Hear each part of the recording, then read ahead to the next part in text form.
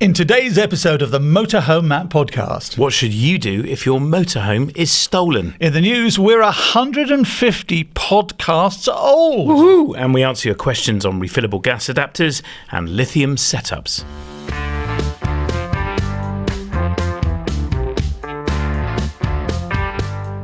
Welcome to the Motorhome Matt Podcast. I'm Keith Gooden. And I'm Motorhome Matt. Industry insights and expert advice for the world of motorhomes, caravans and camper vans, and brought to you by thatleisureshop.com. Remember, please do follow on your favourite podcast app and make sure you subscribe on YouTube, brought to you by our friends at aerobasecreative.co.uk.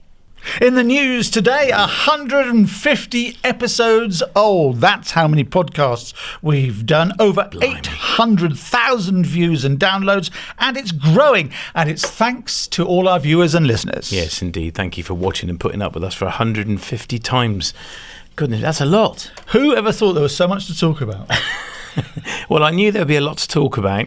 But yeah, 150 in, that's a lot, isn't it? When you think a lot of podcasts don't make it past the first 12 episodes, I think we need a slap on the back and we need an award. Well done. Yes, thank you very much. Welcome to our regular feature here on the Motorhome Matt Podcast. It's our Warner's Shows feature, and I'm delighted to be joined by Ellis from the Warner's Shows team. Ellis, welcome. How are you? I'm good, thank you. How are you? Yeah, I'm very well, thank you. So we're talking about the final show of the year for the Warner's team. This is the Malvern Caravan and Motorhome Show here in the beautiful Malvern Hills behind us. When is this show? So it's the 4th to the 6th of October. It's our big show for caravan dealers. We don't normally have the caravan dealers at all of our shows, so this one's a bit more specific for them. Yeah, but you've got motorhomes and camper vans and all the traders as well, haven't you? Yeah, so we don't miss out on any of that. So motorhomes, camper vans, accessories, all the usual stuff still here as well. And some of the show is indoors because it is in October and there is a chance of rain. So a lot of the trading stands and some of the dealers are in the halls, including a brand new hall that the venue have built here this year. So Ellis, just tell us, when is it and where is it again? So it's the 4th to the 6th of October. It's here in Malvern. At the Three Counties Showground, yeah. Love it. Brilliant. And how much is it? This is the best bit. It's cheaper than all your other shows. It is. It's ever so slightly cheaper. It's £62 if you pre-book. It's also only £5 to come for the day. That's amazing value. So £62 gets you in for 4 nights camping on site, entertainment every night, and there is a main stage act on the Saturday, which is an additional just £10 per person, isn't there? Yes, that's correct, yeah. Brilliant value, I have to say. And if you're in the market for a new motorhome or camper van, this is the show, or caravan, this is the show where you can see the deals from 2024 models that are left to be sold, and new 2025 models are starting to be revealed too, aren't they? That's exactly it, yeah. Brilliant. So we'll see you at the beginning of October at the Malvern Caravan and Motorhome Show. To find out more about this show, head to mhmp.info/Warners. It's the Motorhome Matt Podcast. I'm Keith Gooden. And I'm Motorhome Matt. And it's brought to you with thatleisureshop.com. The main bit, the meat, the middle bit of the podcast today is all about what to do if your motorhome is stolen. Heaven forbid, let's hope it's not. But what do you do if it is nicked?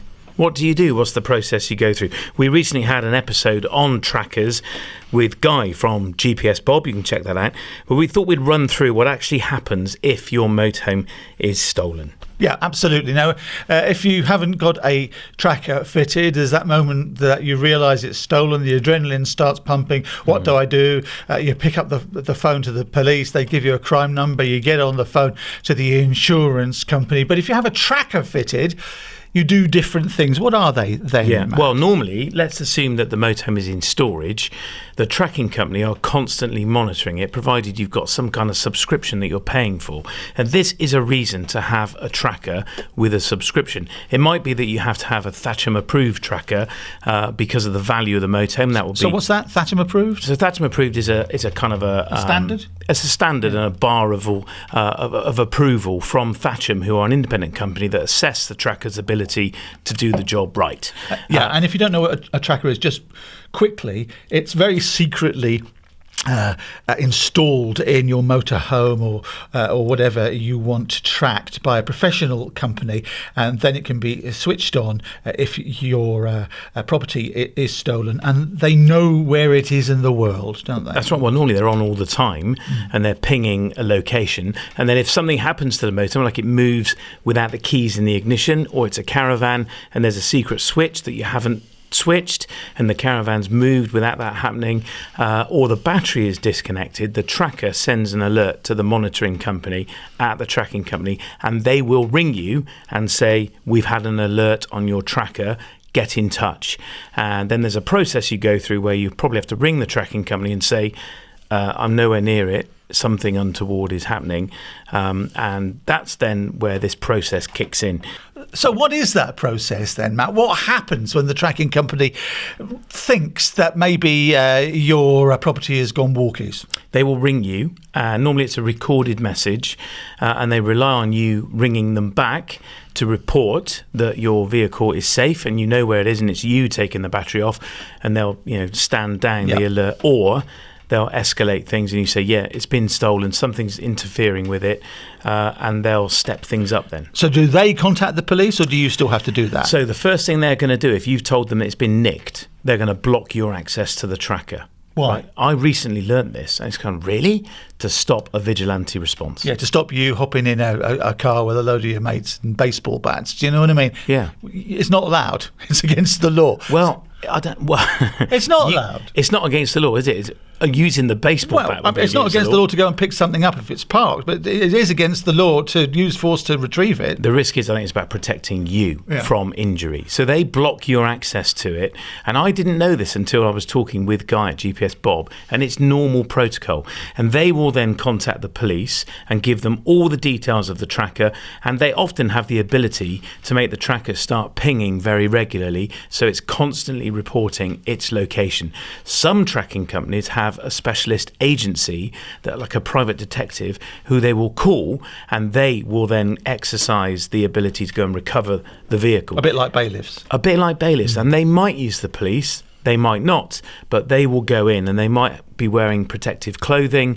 That means if they're going to get themselves into a confrontation, they stay safe. My guess is they do ask for a police officer to be present while they conduct their operation. I guess it depends where it's found. I remember a story once. It was a motorhome hire company had a vehicle stolen, and one of these agencies went and found the vehicle in a dock in Dover, and one little plastic box, this one tracking device, it was costing a few pounds a month, recovered 5 million quid's worth of stolen plant and machinery, including the motorhome and several other motorhomes there, all ready to be exported. Yeah, I looked at some figures. According to tracker.co.uk, 95% of vehicles with trackers fitted are recovered.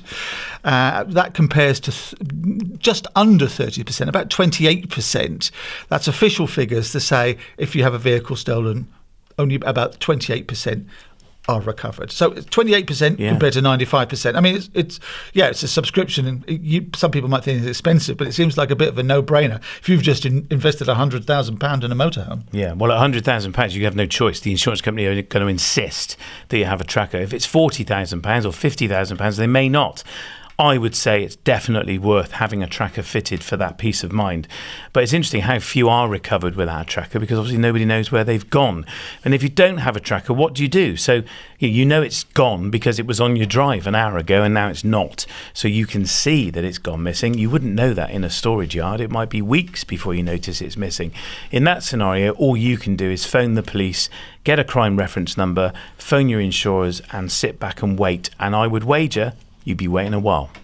As somebody who's had a car stolen in the past, I can guarantee you'll do one thing as soon as you realise your car's gone off the drive or outside in the street. You walk out and you look around the corner. Don't ask me why you do it, but you just do. I'd be breathing a sigh of relief. I saw your car.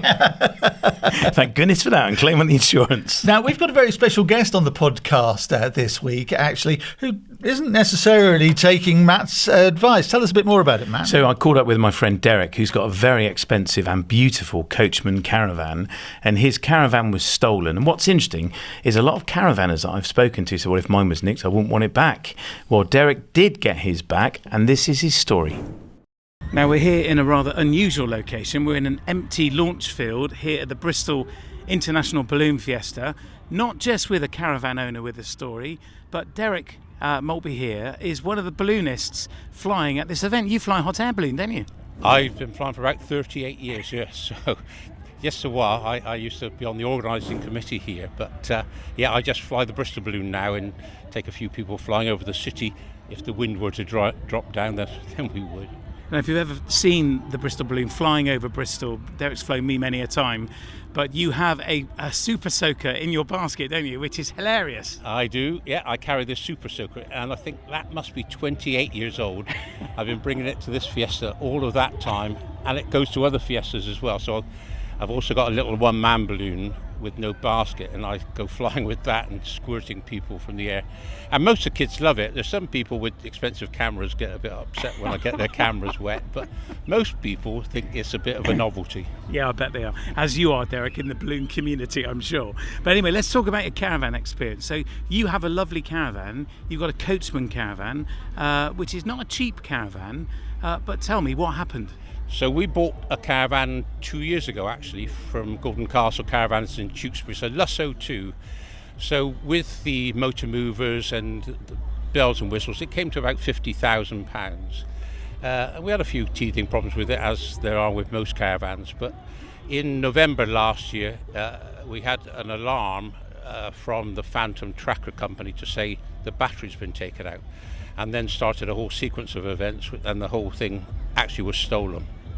So your tracking company, now of course Phantom are Moving Intelligence, they alerted you to the fact that the battery had been taken out. So what did they do? So I had a phone call from Moving Intelligence to say there's something wrong with your battery. So I then looked at the app, it showed that there were no volts. And so I rang Golden Castle Caravans and said, well, this is really unusual. I've owned a caravan for 6 years. I'm a bit of a newbie, but I've never had this, even though it was a very cold morning. And they said, yeah, it probably is just because it's cold. And we put it down to the fact that it was a very cold night and the battery had gone flat. That was the first reaction. I'm in Nottingham at the time, and then I had another warning on my Apple Watch to say your caravan is moving along the Portway, which is the A4 between Bristol and Bath. So it was stolen from near to where we live on a farm in the Chew Valley area, and it was on its way to a place called Avonmouth. Okay, so did you go after it, or did you call the police? Because I was in Nottingham, I rang 999 from a lay-by. I was put through by Nottingham Police to Avon and Somerset Police. I explained what had happened, bearing in mind I'm a former police officer, so I used to be in charge of the force control room where 999 calls were received. I explained the predicament, I gave them all the information, and the last question I was asked, which was a type of incidental question, was what ethnicity are you? And what I realised afterwards, although that may be relevant to them, they never asked the value of the caravan, which was £50,000. Had they done so, perhaps their response would have been different to that which we've eventually found to be lacking. Well, I'd say, because I understand they didn't do anything.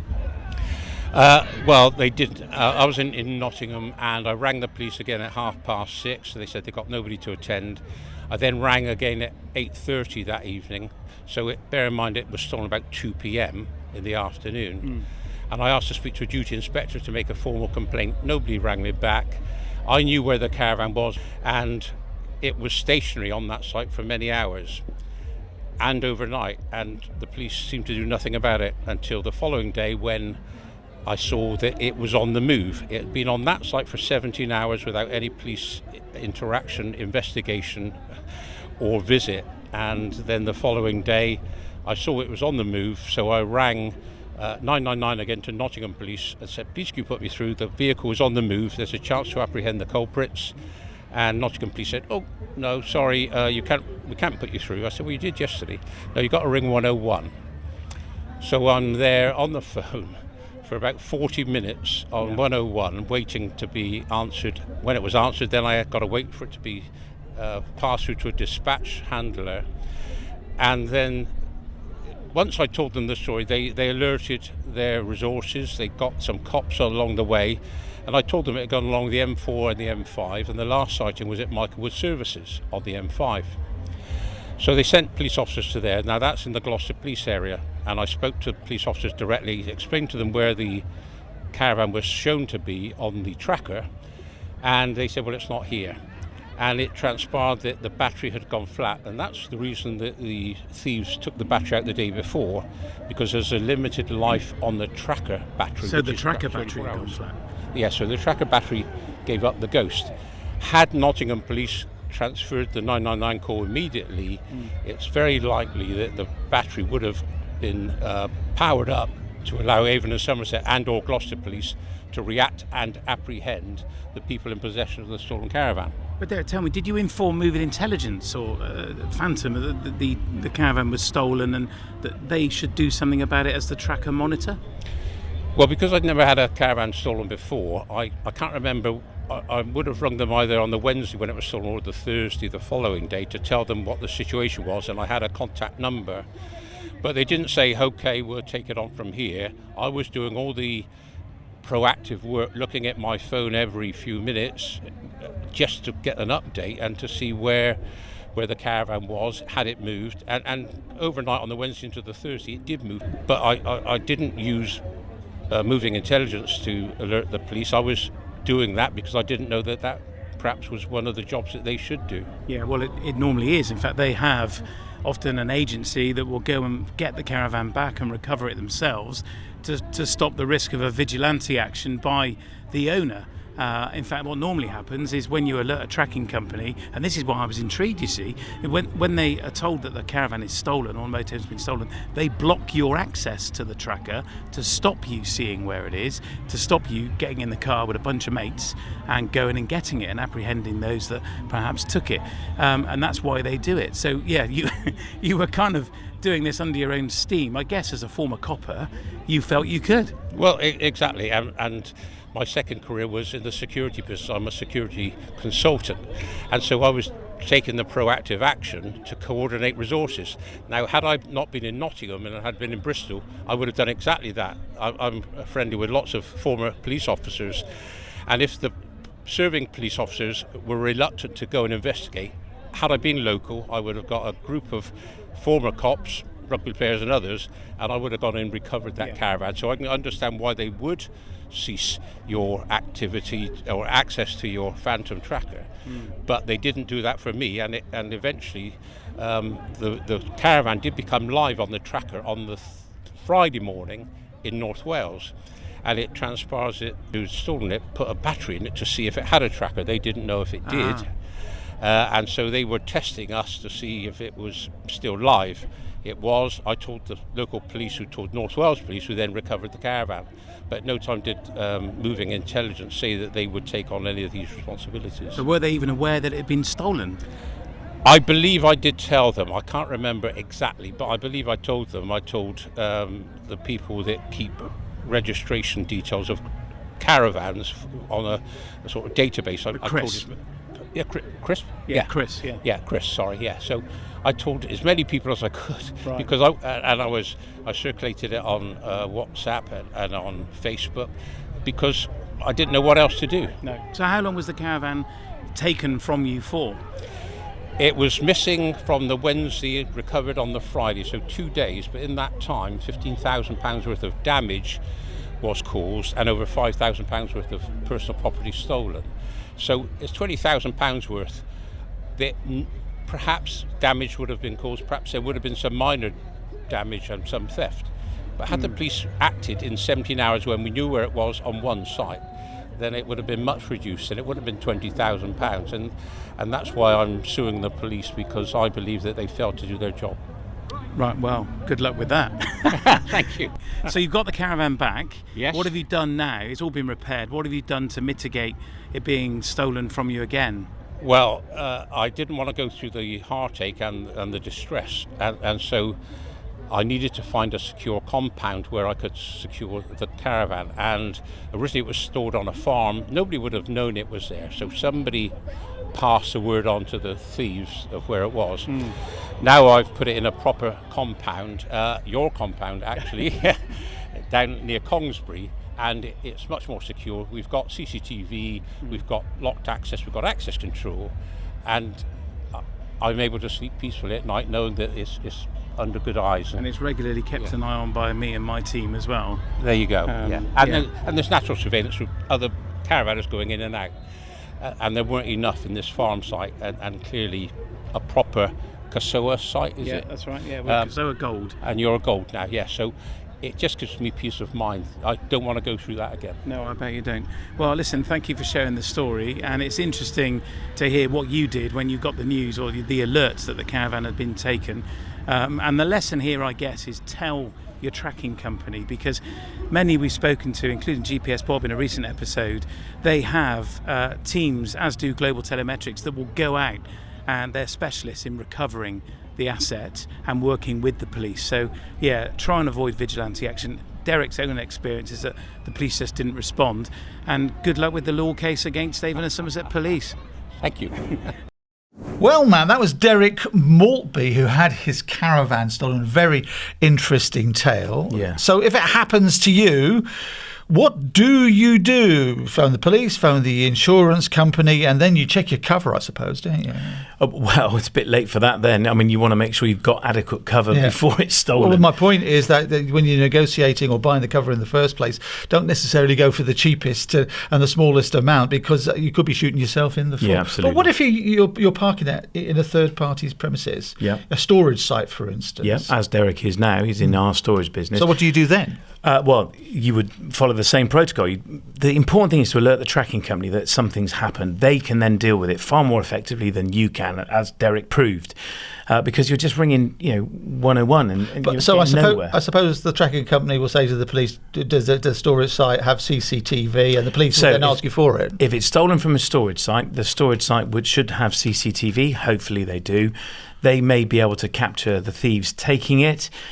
People often say, well, claim off the storage site insurance. Storage sites do not insure your asset. That is for you to insure. The only insurance a storage site has is public liability. So if you've caused an injury, which is a result of them doing something wrong, leaving a trip hazard out or something, they do not insure your asset. That is for you to insure. They just provide a space which is secure as you're paying for. So our storage facility is a Casoa Gold site, and we have CCTV and floodlighting and all the rest of it, electric access control to get in and out. We can look at who went through the gate using a key card, or if they've climbed a fence, it would be on camera and we can capture that. And of course you're at the mercy of what they're wearing as to whether they can be identified. So if they've got a hoodie on, all we can see is a person wearing a hoodie. We can't do any more than that. We're fortunate. We've never actually had a caravan stolen from the site maliciously. So we're fortunate in that case, but the storage site will help you certainly try and recover any information they can about the theft. Yeah, it's all part of the evidence gathering. Yeah, system, that's right. Yeah. But you are at the mercy of the police, so they are busy.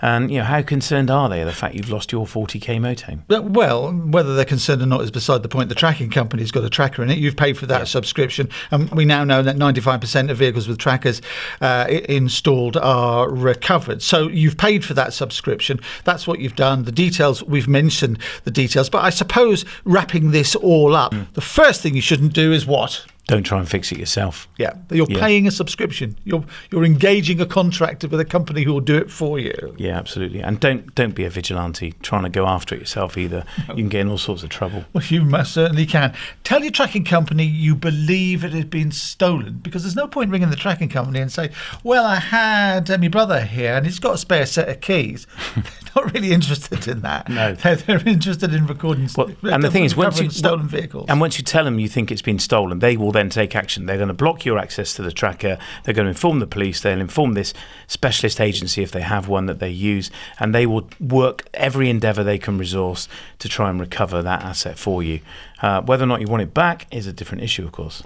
And then there's the question as well about the police service, and can you rely on the police? And generally you can, but it's the police service and they have lots of things to think about, and recovering your stolen motorhome, while it's the most important thing in your life, isn't more important than murders, rapes, etc., etc. So that's why you are paying the subscription to the tracking company. And a very good reason to have a tracker on it, where you get the support and backup of a tracking company to help go and recover it. It's the Motorhome Matt Podcast. I'm Keith Gooden. And I'm Motorhome Matt. It's time for our Q&A, our questions and answers. And what we do every week is take your questions. And Motorhome Matt is the expert who'll answer them. And if he doesn't know, he'll ask somebody who does. First of all, Ed Cooper's in Northumberland. Hi, Matt. My name is Ed Cooper from Northumberland. Further to your information on upplating, we just done ours and upplated to 4,000 kilogram, and we were expecting the taxable rate to drop down to 160, something like that. But on receiving the letter from them, this is not the case. When you receive your V5, just can't find the bit, but basically it will stay at the original price for taxation. Just thought I'd let you know to update your many viewers. Thanks very much. Keep up the good work with the videos. Bye for now. Cheers, Ed. Thanks for the question. Well, it's not really a question, is it, Matt? It's more of a statement. It's about tax, isn't it? Road tax, yeah. So when you're 3.5 tonnes or less, your road tax is, I think at the moment, it's £325 a year. But if you're over that, so Ed's gone to 4 tonnes, it's £165 a year. But Ed says for some reason he's not going to get a refund and they're not going to bring the tax class down. It could be, Ed, that you're just not getting a refund on this year's road tax. I'd definitely contact the DVLA because it might be worth sawing it and wait until the end of the month. Yeah, so statutory off-road notification. So take the road tax off, and then the beginning of next month, tax it again. But when you do that, you've got to garage it or keep it on private property. It's got to be on private property. Yeah. It's got to be off the road, yeah. So don't go doing it just before you drive to Cornwall. Yeah. But see if, when you re-tax it, see what it becomes. But I would definitely pick up the phone and be prepared to sit on hold for an hour, but try and speak to someone at DVLA, because that's new to me. If you upplate, the road tax becomes £165. Baz is in Auckland. We're getting a lot of questions from Kiwi land in the last few podcasts. Matt, hi, we're looking at buying a motorhome next April and spending 6 months in the UK and Europe. Gas bottles are the most confusing part of the plan. And I wonder if this UK POL to the rest of the world LPG gas bottle refill autogas travel adapter kit is the answer. It's a kit. It's an adapter kit, enabling us to use UK bottles everywhere. Can you make head or tail of this one then, Matt? Wow. So Baz has sent us a link to this kit, and basically it's a load of LPG gas bottle adapters that would appear that you can use it with every type of regulator and connector. Put the brakes on, Baz. Definitely don't buy this. It looks like this enables you to refill a Cala bottle, and that is really bad practice. I'm not sure it's illegal, but Cala have sent people to prison for doing this. There was recently a case where there was a chap in a barn refilling 6 kilo gas bottles, the Cala ones, from the larger bottles, and he had thousands of them being refilled and selling them on the black market, or selling them on the open market, and Cala got him sentenced to jail. So be really, really careful. Gas is dangerous. If you're travelling around Europe, my advice is get a refillable bottle and buy the 3 adapters that you need, which will cover you for all of Europe, and use Autogas refill points and stay safe. Don't be buying a kit like this. Yeah, don't be buying that, Baz.